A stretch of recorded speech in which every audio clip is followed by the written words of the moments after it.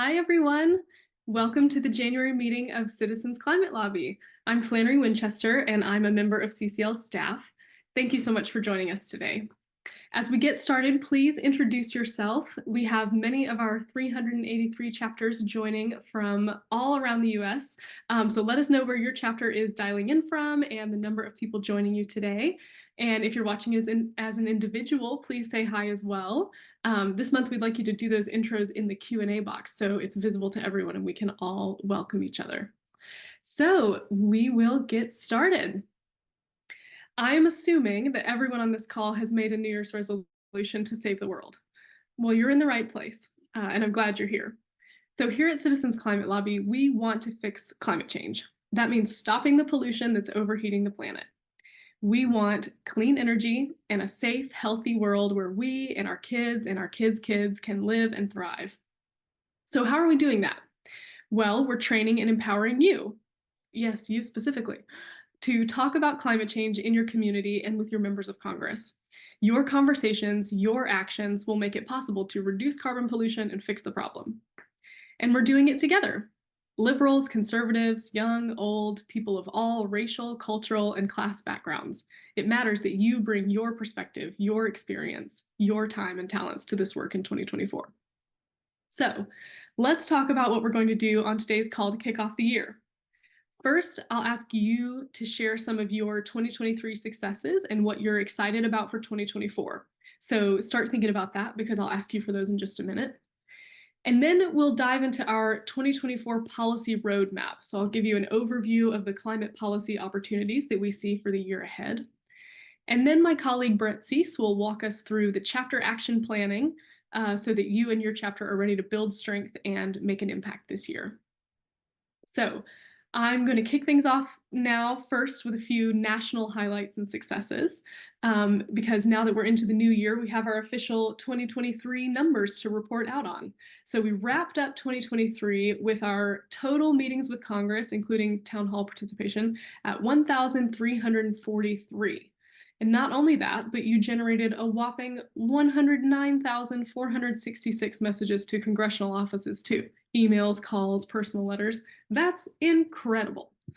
You also held 2,773 outreach events. So that's talking to your folks in your community at a tabling event, or maybe giving a presentation about climate change, meeting with local business leaders, all of that. And last but not least, you got 2,142 media hits published about CCL and the climate solutions we support. So round of applause, everyone. That's the kind of persistent work that really builds momentum for more and more policies to reduce pollution. We're starry-eyed looking at those numbers from last year. And another highlight from recent weeks is that with your generous and enthusiastic support, we hit our year-end fundraising goal. So our goal was $1.25 million, and you actually exceeded that goal, and you raised $1,271,722. So we are just blown away by the outpouring of support, and we're so excited to put those donations to work for more progress this year. And as we head into 2024, we're entering the year with 220,112 supporters in the US, organized in 383 chapters. And there's another 21,388 supporters all around the world, organized in 151 international chapters. Now, that was a lot of numbers. The main point that I want you to take away from that is that you are not alone in your concern about climate change. You're alongside thousands of people who are also working hard to make a difference, and adding your voice to the mix makes us even more powerful. So the other thing to know is that none of those 2023 numbers I just shared would be possible without the folks on this call doing the advocacy work in the field day in and day out. So I want to show you a little highlight reel of some photos from that field work. If you were here early on the call, you might have spotted it, but our marketing team put this together and posted it on CCL's national Instagram account. So Brett, go ahead and play this for us, and we'll watch it twice through because it's a short little video. And with that, the 2023 season comes to an end. Good night.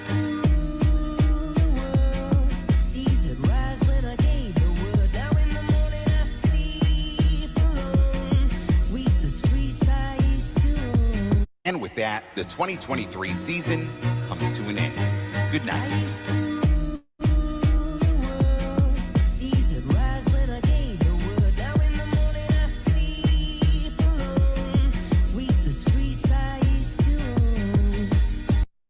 Super cute. Thank you, Brett. So that's up on our Instagram profile now if you would like to share it or show it to anyone else to give them a feel for what your CCL work is like. And now to finish rounding out 2023 and getting excited for 2024, we're going to spend a few minutes sharing in the Q&A.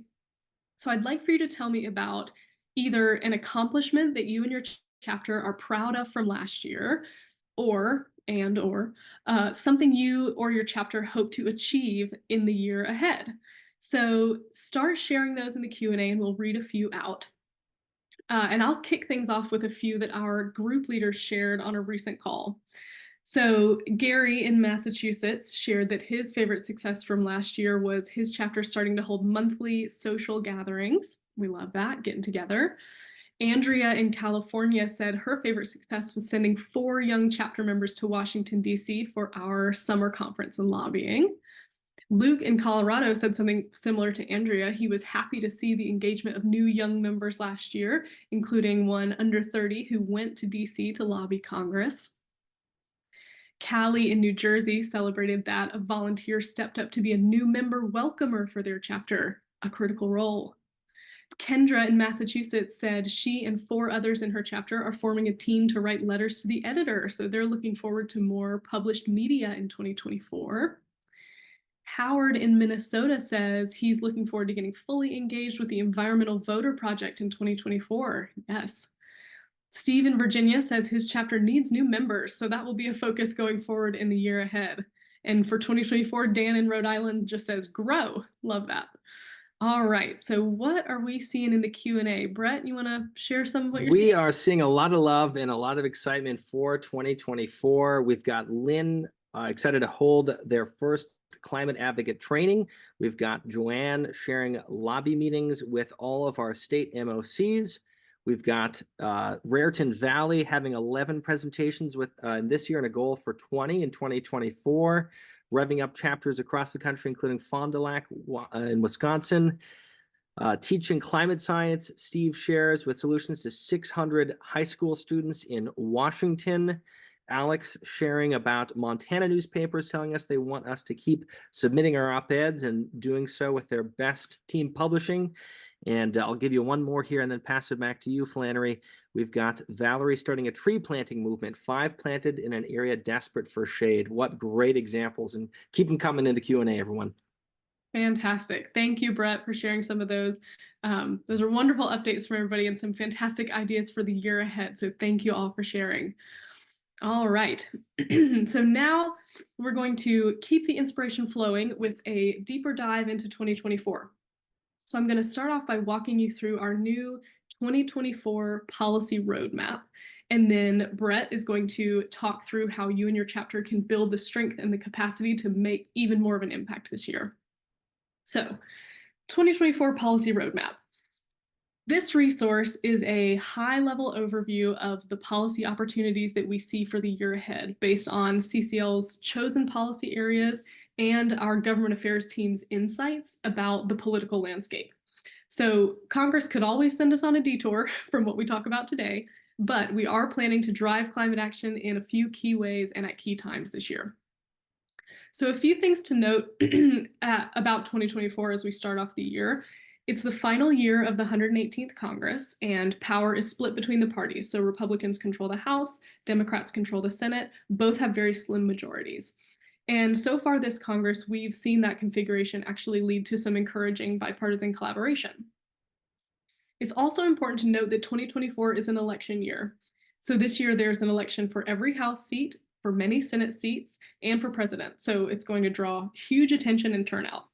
That means that Congress is going to focus on campaigning between August and November 5th, which is Election Day. So not a lot of legislating will happen during that period. With that in mind, we can push for climate policy progress at appropriate times during the year, and we can also use campaign season as an opportunity to bump climate action higher on every lawmaker's priority list. And of course, another thing to think about for this year is that the overall atmosphere in the country is going to feel even more partisan as election day approaches. So that means that our respectful, nonpartisan approach to climate advocacy is especially vital. So let's take a look at the roadmap. So as you can see from these signposts here, just at the beginning of the map, we've zoomed in. Our policy work this year will happen in a few major lanes. We have carbon pricing, clean energy permitting reform, healthy forests, building electrification and efficiency, and election season. So those are our 4 policy areas that you're familiar with. And then election season isn't a policy area in itself, but it is a major feature in the political landscape this year, and it will ultimately influence policy, so we've included it on the map. So you'll find opportunities to take action in all of these areas during 2024. And CCL staff will give you guidance about when and how to take specific actions so that all of us chapters and volunteers are headed generally in the same direction. And you will see that guidance through our monthly climate action program emails, our monthly action sheets, and in monthly meetings like this one. So beyond that guidance, you may also change lanes according to what's most exciting to your chapter or what's most relevant to your community or important to your member of Congress. So now I'll take a few minutes to talk you through the activities along the way that we've detailed on the map. And all of this information that I'm about to share is available now on the Policy Roadmap resource on CCL Community. So you can go back and reference these specifics that I'm about to share at any time. So first up, you see this road sign early in the year here says push for permitting reform. So we start 2024 here from a policy perspective because we engaged heavily on clean energy permitting reform with emails, calls, and lobby meetings right up through the end of last year. Some permitting reforms passed in the summer of 2023, and then further opportunities emerged with the introduction of the Big Wires Act, which deals with energy transmission. So we lobbied on that bill in November. Now, going into this year, the Big Wires Act is unlikely to move as a standalone bill. It's much more likely to pass as part of a larger legislative package. So earlier this week, we kicked off our first big policy action of the year, which was to send a message to your members of Congress, asking them to continue working in a bipartisan way for a package of clean energy permitting reform legislation. So that's one of our January actions in the action sheet, and Brett will touch on that more a little bit later. Our next road sign here says, advance the CBAM conversation. CBAM stands for Carbon Border Adjustment Mechanism, which is essentially a type of carbon pricing that uses trade policy to drive down global emissions. So the CBAM conversation really leapt forward last year. The Prove It Act was introduced last summer. That would require the US to start to measure the carbon intensity of certain goods compared to other countries. And then we saw 2 Senate Republicans put forward the Foreign Pollution Fee Act. Democrats in the House and Senate reintroduced the Clean Competition Act. Europe entered the reporting phase of its own CBAM policy, so CBAM's all over. We will continue this year to educate ourselves about this type of carbon pricing and advance the conversation to build more support in Congress. So we've already started this. Our research team just gave a fresh training on bills that have carbon border adjustments or tariffs. That was on January 4th. And just this week, actually, news broke that the Prove It Act is about to be marked up by the Senate Environment and Public Works Committee. So we've sent an action opportunity to folks with senators on that committee to help move that bill forward. So we'll continue to offer more opportunities for education and engagement on CBAMs throughout the year. And then in blue here on the map, we come to our first little bridge across the road. This is our Conservative Climate Conference and Lobby Day. So on March 19th and 20th, right of center CCLers will gather in Washington, D.C. to connect with each other and to meet specifically with Republican members of Congress about climate policy. The application's open today for this event. So if you're one of our conservative volunteers and you want to join us in DC, please submit your application. And we'll put a link for where to apply in the chat right now. So that event is coming up in March. And then as we continue down the road throughout the year, the next sign here says elevate climate during primary elections. So as I mentioned before, 2024 is an election year. It's important that we encourage 2024 congressional candidates from any party to have stronger, more committed stances on climate action. And so for most districts, the primary elections are going to be your best chance to elevate climate-friendly candidates from either party. Primary season is going to be your first opportunity to do things like asking climate questions at candidate events and town halls, or to start publishing local media encouraging the candidates to engage on climate issues. And heads up that this work is already beginning. So we have an election engagement action team, which is already prepping for phone banks, postcarding, and more mobilization around the primaries. So if this is an area of interest for you and your chapter, go ahead and jump in with the election engagement action team. And below that road sign, you can see a billboard for regional and state conferences. So throughout the year, CCL regions may organize their own regional or state conferences and lobby days to further grow their local grassroots. The first one of these is actually the Northeast Regional Conference happening the weekend of March 22nd, and registration is open for that now. The conference page of CCL's website is always updated with the next upcoming events, so you can keep an eye out there for your regional event information. So then as we continue through our road signs, the next one says, build support for carbon fee and dividend. So the Energy Innovation and Carbon Dividend Act was reintroduced in the House in 2023. That's our favorite carbon pricing bill, of course. And to advance this legislation and the idea of carbon fee and dividend generally, we need to demonstrate even more support in our communities. So you can keep talking about this policy at tabling events, and you can gather Energy Innovation Act constituent letters. And then sometime this spring, when your representative is home from DC, you can plan a drop off of those letters to your representative's district office. And then as we come to the next curve in the road here, a whole chunk of the map represents Farm Bill negotiations. So the Farm Bill is a big, diverse package of legislation that comes up for renegotiation and renewal every 5 years. So it should have expired in 2023. But near the end of the year, Congress passed an extension through September 2024. So we're planning to engage throughout the year and make sure that relevant climate policy is included in that package. So things like the increased TSP Access Act, which has been a secondary ask in the past, and healthy forest policies. And we'll also be looking to defend already allocated climate smart agriculture and forestry funding in the Farm Bill. So that will be an ongoing effort in 2024. And then, of course, our summer conference and lobby day. So that will be June 8th through 11th. And this is CCL's biggest annual show of grassroots force. So volunteers come to Washington, D.C. from every state in the nation to learn together and then hold hundreds of in-person citizen lobby meetings on Capitol Hill. The specific meeting focus for those lobby meetings will be determined closer to the date, but we do know for sure that we will be in D.C. this summer, ready to make things happen. So as we continue down the road, this road sign and little neighborhood down here at the bottom of the map says, educate about electrification. So the Inflation Reduction Act, which passed in 2022, includes all sorts of incentives designed to increase access to clean technology in our homes. And most of these incentives are already available, but the rest will become available in the second half of 2024. So we can educate ourselves and our communities about these opportunities and help speed up the process of electrifying buildings nationwide. CCL's Electrification Action Team is active in this work, and they're also advocating for local and state policies that promote electrification. And another way to advocate for electrification is by supporting things like the School Electrification Challenge, which is an ongoing effort led by our National Youth Action Team.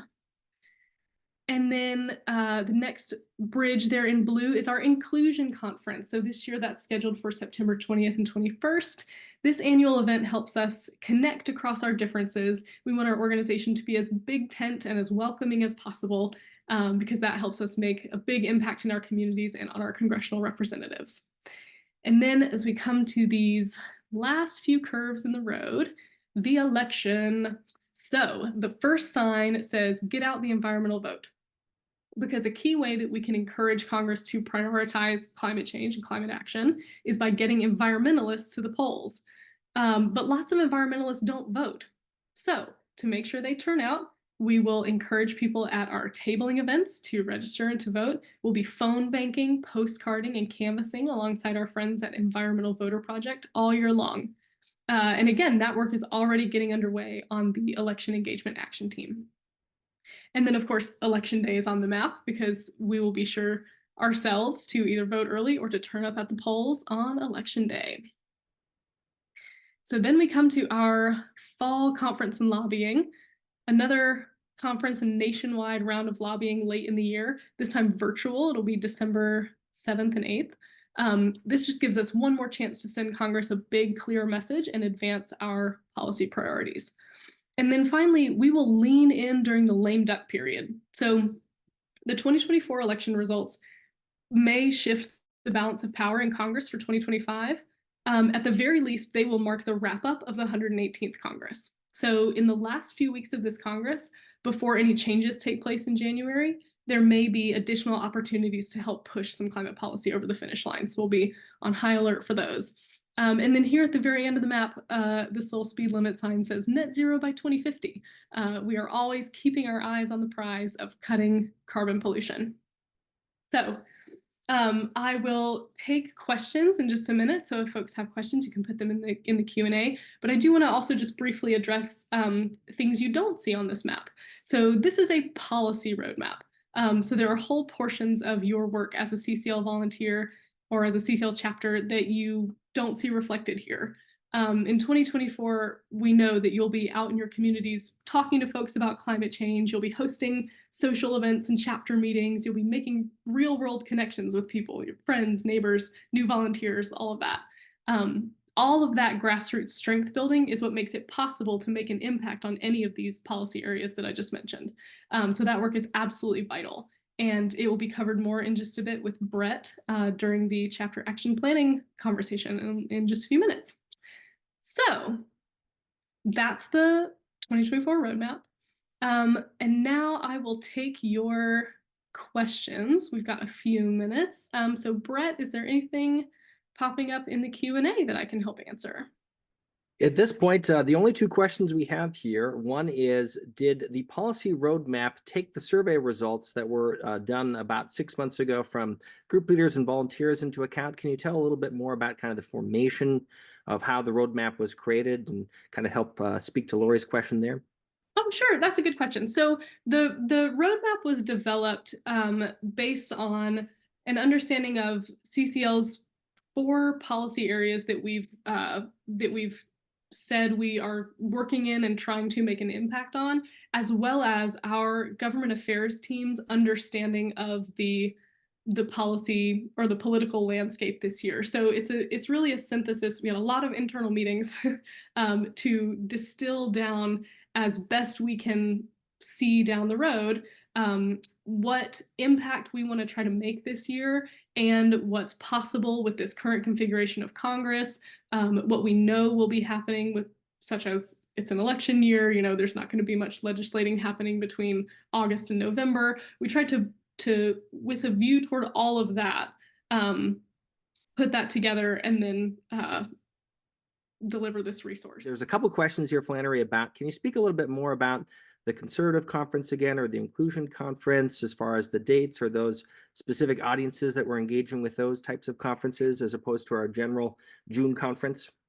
Oh, sure, yeah. So our summer conference and our fall conference are what we think of as organization-wide. So they're everyone's welcome. They're intended for everyone. And then our Conservative Conference and our Inclusion Conference have more specific audiences in mind. Particularly the Conservative Conference is intended for right-of-center CCLers to come to DC and meet specifically with Republican offices to be able to have a conversation from conservative volunteers to conservative lawmakers about what might be possible on climate policy. And then the Inclusion Conference is put on by CCL's affinity action teams. And so it is volunteer-led, it is very volunteer-driven, and it's a fantastic place to come and learn and expand your horizons, listen to people's lived experiences, their firsthand stories about people who may come from different backgrounds or different perspectives than you, and so that's the intention of that conference. And the dates are on CCL's website now on our conference page. Everything I believe is published there. Absolutely. And yep, it's September 20th and 21st for the Inclusion Conference and March 19th and 20th for the Conservative Conference. Sorry to perfect. cut you off. Oh no, you're fine. I was just going to say I do see one question here that I can also speak to. So Please.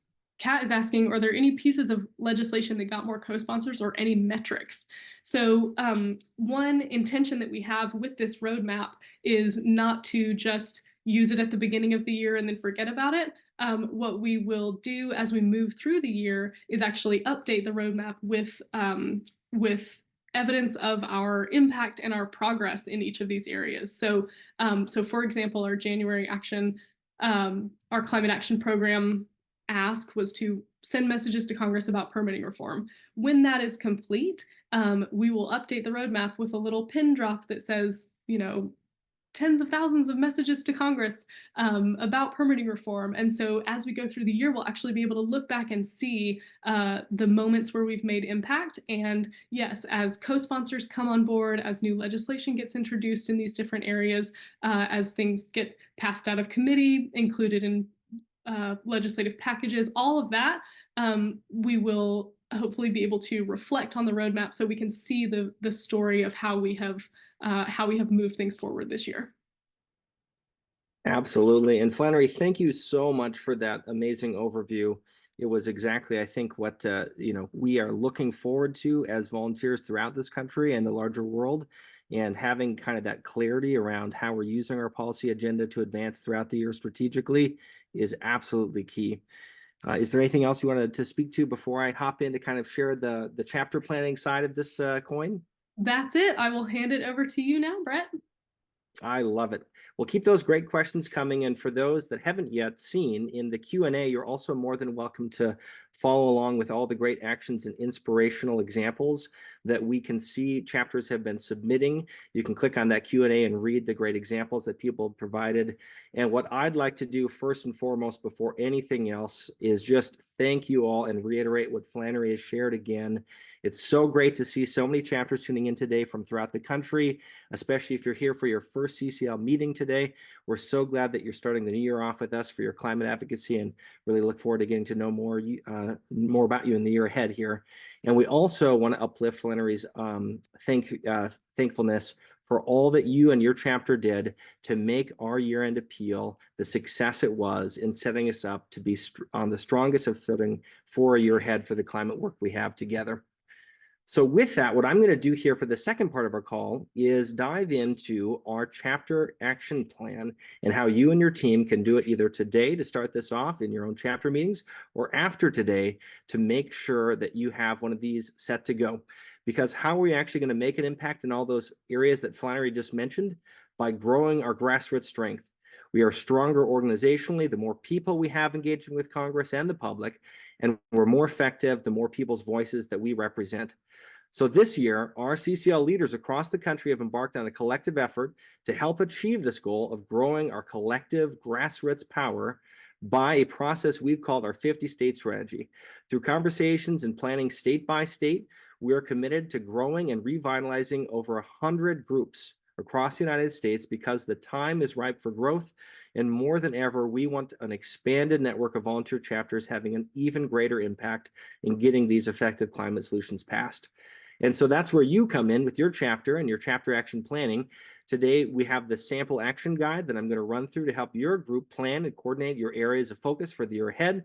And with my overview, know that we also trust you and your group to do what is best for your local politics and volunteer resources. So let's dive right in here. First and foremost, you might remember our December action sheet last month actually asked you as volunteers to do a little Venn diagram exercise created by Dr. Ayanna Elizabeth Johnson, a wonderful ocean scientist and speaker that we've had at a prior fall conference. You can see that on the right-hand side here of the screen. It really is a wonderful activity to help you reflect on the center of what your climate advocacy is, that intersection between the activities you like doing, that you're good at, and that you also know need to get done. On the left-hand side, you can see how that might then lead to some of those centers that you've identified and that could pre-populate this chapter action plan that we'll get to in a little bit. So it's just a little bit of pre-work that's helpful. It's optional, it's not required, but if you want to do it to find that useful center for you and your team, that's also linked to from our chapter action sheet. So let's dive into the actual action plan template. There's two places that you can find that. One of those is simply going to cclusa.org/plan-template. Todd's going to put a link to that in the chat. And you can also search CCL Community at any point just for action plan and find it there. And just as a little overview, this is a sheet that you will now have a link to. It's a copy that you can make for your own purposes of planning locally that has two tabs. We'll review both of these. They're found at the bottom. The default tab is your chapter action plan, so we'll start there. But we also have some wonderful example activities. If you're stuck or you're looking forward for CCL's advice on where to get started and what we think are the highest value actions, click on that example activities to get more guidance there. So the actual chapter plan is divided into three sections that we'll quickly review. There's the who's who in our chapter leadership. There's the chapter growth area focuses where you can build your grassroots strength and develop your chapter. And then there's how your chapter is going to support CCL's broader policy focus areas for the year ahead. And again, the key with all of these areas is we've left this blank for you to fill in as much as you want. If you are a chapter of 1 to 5 people tuning in today and you have 1 to 2 things in each of these template areas, you are highly successful, and know that that is the focus and the order of priority that you should be committed to this year. And if you're a big chapter tuning in from one of the metropolitan areas throughout the country, we've also given a lot more space, and you can even add further rows to expand your areas and what your group's up to. So first off, let's talk about the who's who. This section is basically where we ask you to fill in your chapter leadership. This might be a good time for you to delegate and figure out, if you do have 1 or 2 leaders, where and how you can form more teams. We also have some links to additional chapter responsibilities to engage more volunteers and enable your chapter to get more done. And it's also obviously more fun to do that work together, as we know. So here's what that might look like filled out if you've got 1 or 2 group members that are in those leadership roles. And here's what that might look like if you have a bigger team that's working across a bunch of different areas and teams and focuses, including having people designated to work specifically with your media or your grass tops leader, or maybe even have a specific team like the electrification action that you're doing within your local chapter. We've seen a couple of those examples in the chat here today. All right, so beyond that, we also are focused on the key objective of growing our chapters and supporting that growth throughout the country, right? And so what we want to do in section 2 of the template is fill that in with your plans for 2024. And if you haven't yet started to think about what that looks like, today's a perfect opportunity for you to start thinking about some of those areas where your chapter can gain more members, more diversity, more allies, more capacity. For a few of these growth areas, write down that first task. You can kind of pre-fill it in even before your meeting, if you will, and then start thinking about as a chapter, who are those designated leads and what are those activities to help get you there for your goal for 2024. This is a reminder that we have those example activities. So for example, say that you really want to help boost the welcome team that your group has to really encourage and engage new volunteers, especially since January is one of our busy months for people signing up for New Year's resolutions to get engaged in new activities. Well, you can see here from this example activities tab that we've helped fill in a sample activity that you could just simply copy in if you want. To help onboard new volunteers, you could define your local welcome team, develop a system that welcomes new joins within that first day with local details of how they can plug in, and then help pair those new joins with somebody that's a local mentor to kind of serve them as a chance to help welcome them and let them know what your chapter is up to. You might even go through your overall chapter action plan for the year and learn about their interests on how they can plug in. So we filled that out across a lot of the other strategic areas too. I won't review all those on the call, but you can check that out again on the example activities if you're looking for what our key recommendations are, some sample ways that you can get filled in on that chapter growth section.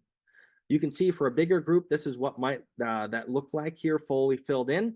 We've got Lizzie Jones leading the welcome team efforts for this sample chapter. We've got Jonesy Lizzo leading the diversification for membership. And we've got Marge Belfer forming a monthly meeting planning team with specific goals, activities, and timelines for each of those. A great little sample clip of what that might look like. So This is a great opportunity now to review our 5 levers of political will: lobbying, grassroots outreach, grass tops engagement, media relations, and chapter and volunteer development, all of them critical for the work that we're doing to build momentum for climate solutions. And for this last section across our policy focus areas, you're probably going to be able to think about for the areas that your team's up to. Maybe you are on fire for carbon fee and dividend, and that's really your exclusive focus locally. Or maybe you're trying out, like we heard about with some of those sample activities, a tree planting activity and really building out healthy forest development and equitable tree canopy throughout your neighborhood. You can think about in this next section each of those policy focus areas and what levers you might pull to actually achieve the goals that you're setting for your group this year. So you can see for a chapter of 1 to 5, you might be focused exclusively on educational tabling and really reaching out and figuring out how to schedule those activities and having a goal of 4 tabling events for the year ahead. If you wanted to build out a chapter that has more people, this is what that section might look like, with a bit more variety and focus across different areas. And again, if you're looking to build from that Venn diagram of what those center of chapter advocacy that you've identified individually, that's a great place to start to put those answers right here in the policy focus area to really help then use this template to build out what that looks like and who's going to be involved.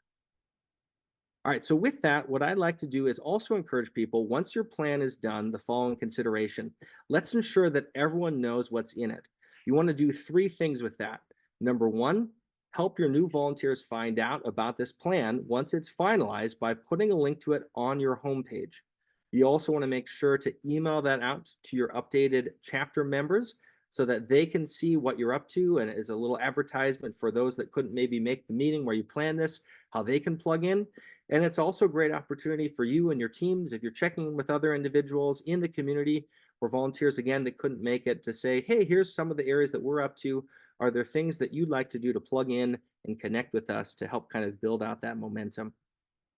And as a final review for the importance of our chapter action plan, what our hope is here in supporting you is that overall this can do 3 things. Number 1, help you and your current chapter members feel organized and focused on what feels most effective and aligned with your group's interests. Number 2, we also hope that it helps your new volunteers find out easily what you're up to and how to jump in feet first and plug into those efforts that you're up to. And lastly, we want you to help connect to our larger sense of what we're doing organizationally. How does your chapter's efforts and focus stack up with the work that we're doing nationally and internationally to advance strong climate policies?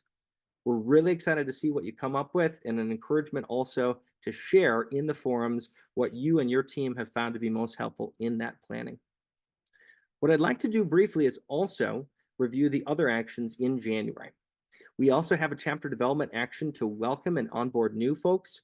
We see a surge of new people joining in January when folks make New Year's resolutions to help work towards climate solutions.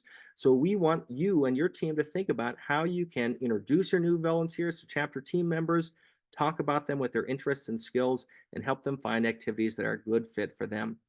A little reminder that we have wonderful resources in the action sheet to help you do that, and the onboarding action team, for those of you that have loved following it or maybe haven't had a chance yet to find out about it, I put a link to it in the chat.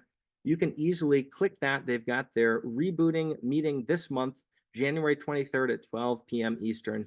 Find out more and ask questions there from their homepage. We also want to, this month, encourage environmentalists to vote in the primaries. We know that as an organization, CCL is ramping up, as Flannery reviewed, with our election engagement work in 2024. A special shout out especially to all the great work that Tony Cernon's staff has been organizing on that, and the great leadership across the country of people engaging already with that. So we're getting an early start so we can have more impact during the primary season. And we encourage you to use our election season materials in your tabling. We've just rolled out and updated those, and also work closely with the Environmental Voter Project to get more environmentally minded people to vote in every election.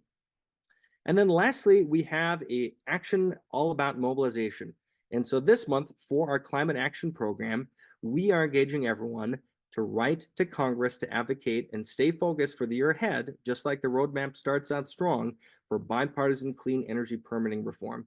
You can do it in under 3 minutes. If your chapter has a mobilization manager, they can dive right in and give that tool to give a demonstration. And you can even do that right now after our call today. Simply go to cclusa.org/take action and have the chance to jump right in and do this activity with the rest of that volunteer leadership. So far, we've already got 5,000 actions generated on that. And just to reiterate as well, as Flannery shared earlier, don't forget that CCL's Conservative Conference application is open today. The conference is going to be in DC, March 19th and 20th for our Right of Center volunteers. And you can go to cclusa.org/conference to apply and find out more. And a shout out especially to all of our upcoming regional conferences. I know that the Northeast and the Southeast and California and several others are planning to launch this spring. From that page, you can also check and click on the regional conferences link to find out more information as well. So what I'd like to do in closing today is actually honor and pause to acknowledge that this coming Monday is Martin Luther King Jr. Day. This holiday offers a wonderful chance to connect in our own communities with acts of service and events that important civic groups are putting on to honor the life and legacy of Dr. King. And I encourage each and every one of us to take a moment to check on what's going on where you live. I know that my family is planning on going to the Martin Luther King Jr. breakfast here that the NAACP is hosting in Duluth. And this connects also to a conversation that I was recently having actually with my dear friend and fellow CCLer Debbie Chang, who we all heard from in October this past year, about a conversation about, especially in Alabama where she lives and leads her chapter, the importance of Dr. King's legacy.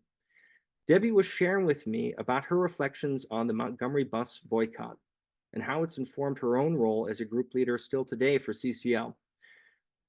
We were all taught about Rosa Parks and that Dr. King was a public face for the boycott in school, but in that conversation, we reflected on the importance of recognizing that the vast amount of organizing and networking that happened to make that boycott a success it was on different, smaller, and less publicized matters over the 10 preceding years.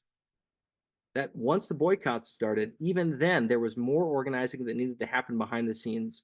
The people in the community were riding the bus for 10-cent fares, going to jobs and school, and not having the bus was a hardship.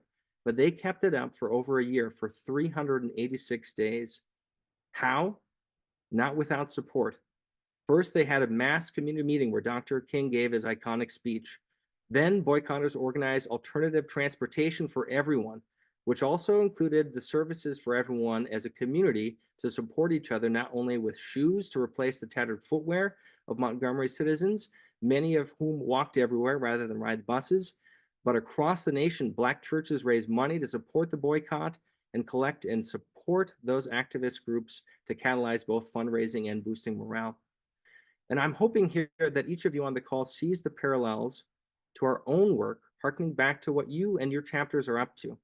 Lots of the planning needed to happen for the bus boycott before the exciting action part took place.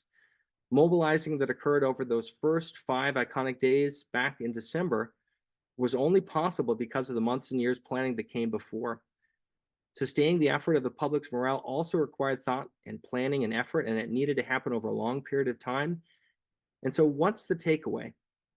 Well, this weekend, as we reflect on the legacy of Dr. King, don't be discouraged by how long things can take in our activism. The brave people in the bus boycott endured not just the inconvenience that they faced, but also the brunt of racism, intimidation, and violence. We might not be facing those same conditions today where we live, but we have our own challenges, and we can draw inspiration from their example and know that through our hard work, the change we wish to see in the world will happen, in no small part due to our advocacy and engagement. And so for all of that, I say thank you to each and every one of you tuning in live or listening in later to this call, diving in headfirst on what we're embarking to do together in our year ahead. There is no group of people I'd rather be doing this with, and I look forward to making this year happen and making those waves together. So with that, I will pass it back to you, Flannery. And again, thank you all so much for your hard work. Thank you, Brett. And thank you everyone for being here today. I think I speak for all of us on staff when I say we are just so excited to see what you're going to make happen this year, and we are here to support you every step of the way. So that's all we've got for you today. Thank you for being here, and we will take a few minutes now to say goodbye. Thank you for listening to this episode of Citizens Climate Lobby's training program. You can tune into more episodes anywhere podcasts are available. Inspired by what you heard today? Join Citizens Climate Lobby to advocate for bipartisan climate solutions. Go to community.citizensclimate.org to find more trainings, resources, your local chapter, national action teams, discussion forums, and more. Be sure to like our Facebook page and follow us on Twitter and Instagram @CitizensClimate. We also invite all of our listeners to subscribe to our YouTube channel for more inspiration. Like what you hear? Recommend us to your friends and make sure to give us a 5-star rating. It helps us show up on other listeners' feeds. Feel free to pass on any suggestions for future episodes in the comments as well. And together, we are creating the political will for a livable world.